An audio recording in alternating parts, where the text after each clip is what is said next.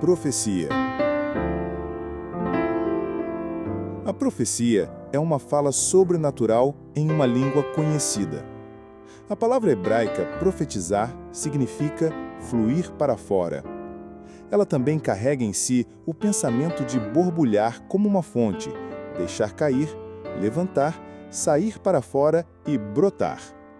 A palavra grega traduzida por profecia significa falar em lugar de uma outra pessoa, quer dizer, falar em lugar de Deus ou ser seu porta-voz. A profecia começa com o recebimento de uma carga. É muito importante que o nosso coração esteja em plena sintonia com o coração de Deus. Creio que Ele deseja compartilhar com cada um de nós um senso de carga. É por meio de cargas que Deus expressa seu coração. O dom de profecia é falar diretamente sob a influência sobrenatural do Espírito Santo. É tornar-se o porta-voz de Deus para verbalizar suas palavras conforme o Espírito dirige. A palavra grega profeteia significa falar de acordo com a mente e o conselho de Deus. Ela é inseparável, de acordo com seu uso no Novo Testamento, do conceito de inspiração direta do Espírito. Profecia é a genuína voz de Cristo que fala na igreja. O dom de profecia é a habilidade sobrenaturalmente transmitida para ouvir a voz do Espírito Santo e falar de acordo com o conselho ou a mente de Deus. Os ministros da profecia não apenas falam ao grupo reunido de cristãos, mas também aos indivíduos. Seus três principais propósitos são edificar, sendo estruturar, fortalecer e tornar mais eficaz. Exortar, sendo estimular, encorajar e admoestar. E confortar, sendo consolar e animar. Assim, a profecia supera dois dos mais comuns ataques de Satanás, a condenação e o desencorajamento. O dom de profecia é uma habilidade especial que Deus dá aos membros do corpo de Cristo para receber e comunicar uma mensagem imediata de Deus ao seu povo reunido, a um pequeno grupo de indivíduos ou a qualquer pessoa de seu povo por meio de uma fala divinamente ungida. A palavra profecia aparece em duas passagens no Novo Testamento. Em Romanos, ela aparece como um dom de Deus dado ao corpo de Cristo. Tendo, porém, diferentes dons, segundo a graça que nos foi dada, se profecia, profeteia, discurso que emana da inspiração divina e que declara os propósitos de Deus, seja pela reprovação ou admoestação do iníquo, ou para o conforto do aflito, ou para revelar coisas escondidas, ou pelo pronunciar dos eventos futuros, seja segundo a proporção da fé. E em Coríntios aparece como a manifestação do Espírito na vida da igreja. A outro, operações de milagres.